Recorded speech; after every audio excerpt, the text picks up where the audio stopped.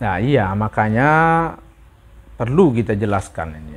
Jangan sampai lupa ya apa yang pernah dibahas dalam kitab Ta'limul Muta'allim, bahwa orang sebelum belajar suatu ilmu dia harus selektif dalam mencari guru. Ini guru pantas atau tidak. Nah sekarang kan anak-anak muda kayak kalian ini lebih cenderung belajar ilmu hakikat, syariat, tasawufnya nggak jelas gitu. Ya, bahasanya macam-macam sana sini tanpa dia didasari dan dibarengi dengan ilmu fikih. Fikih itu kan terbuka. Fikih itu terbuka, bisa kita ukur dan bisa kita tanyakan lagi ke guru-guru yang lain. Misalkan perkara sholat, yang membatalkan sholat itu apa, syarat-syarat tayamum apa, sebab-sebab sujud sahwi itu apa, ya, masalah buyuk, riba dan lain sebagainya.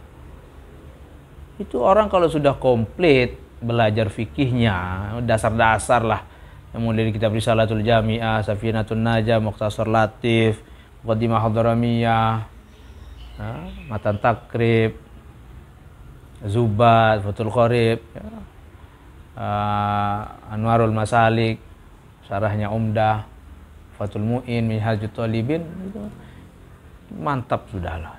Nah sekarang kalian-kalian ini kan cenderungnya itu ingin belajar yang tinggi-tinggi, yang dalam-dalam, ngajar sampai tengah malam, jam 2 pagi, jam 3 pagi, belajar tasawuf katanya, hakikat makrifat pada seorang guru, yang gurunya itu dia nggak jelas keilmuannya bagaimana, dia nggak bisa baca kitab secara runut. Ya kalau kalian mau belajar tentang ilmu hakikat makrifat, pertegas itu gurunya itu pakai materi apa, kurikulumnya apa, kitabnya apa, bisa nggak, benar nggak dia baca kitab. Dan kita harus teliti lagi, kita bekali diri kita dengan dasar-dasar ilmu ilmu alat lah. Nah, sorab bener nggak ini kiai bacanya kok bisa begini-begini. Jadi kita bisa didebat.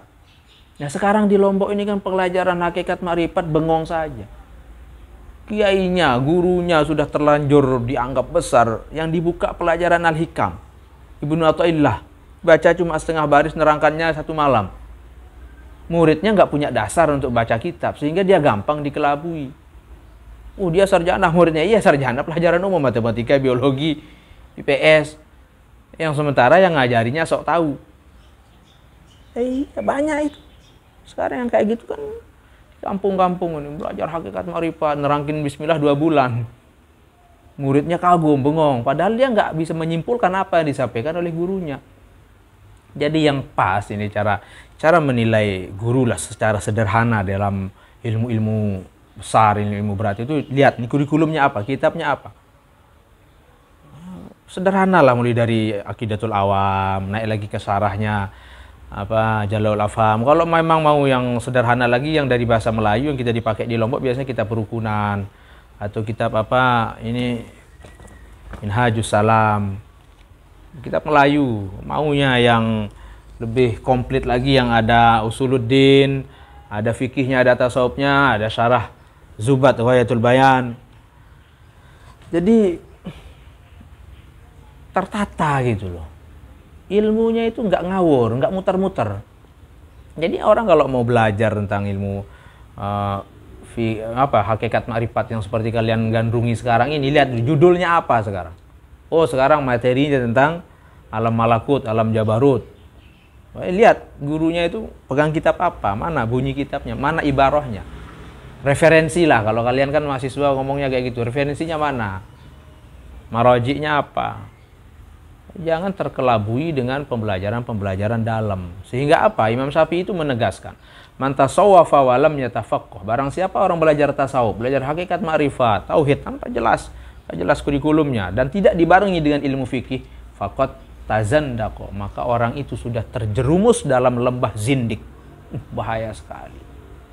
Begitupun juga orang yang belajar fikih, man tafaqqaha wa lam yatasawwaf faqad tafassaqa. Orang yang belajar fikih tidak dibarengi dengan ilmu tasawuf, maka dia masuk dalam wilayah fasik. Lebih berbahaya yang tadi. Ini sama-sama berbahaya, tapi yang tadi lebih berbahaya.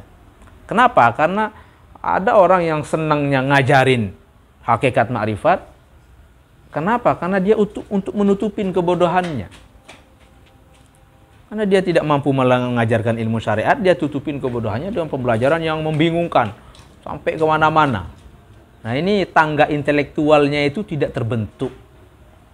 Tidak terbentuk. Ya, muridnya karena sudah terlanjur senang dengan gurunya, diiyakan saja. Karena apa? Pengajian dalam ini yang saya teliti, ini gurunya itu cenderung motifnya itu doktrin, ya, motivasi, ujung-ujungnya nanti pada kultus individu. Dianggap sebagai ulama besar, dianggap sebagai wali, ada yang seperti, bahkan dia ngaku sebagai Habib loh sekarang gitu. Enggak diterima di Robitoh jalur Husain, larinya ke jalur Hasan. Oh, akunya ini sudah dapat piagam penghargaan kehabiban, dapat dari mana? Ya, orang-orang yang nyerepet keluar dari tema pembelajaran itu biasanya menutupin kebodohannya. Kenapa? Karena dia tidak punya potensi intelektual yang memadai. Satu, yang kedua, lihatlah orang kiai-kiai yang dulu, ya, kiai-kiai yang lain membahas nggak tentang kiai tadi. Nah, lihat respon guru-guru syariat yang lain.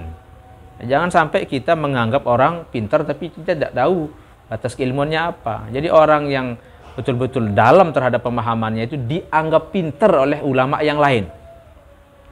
Ini tuan guru pintar, dianggap pintar oleh tuan guru yang lain. Jadi kita dapat rekomendasi dari tuan guru yang lain. Ya, kalau pintar di hadapan orang bodoh kayak kita nggak bisa menilai ini benar nggak. Ya, kita bengong-bengong saja. Nah, itu dia masalahnya. Oleh sebab itu hati-hati di dalam mencari guru. Dicurigai orang yang selalu belajar hakikat marifat. Di setiap pengajian ikutin saja. Selama 1 bulan 40 pengajian majelis taklim, nggak pernah sama sekali dia menyinggung tentang syariat. Nggak pernah menyinggung tentang ilmu fikih. Curigai dia. Bahaya ini.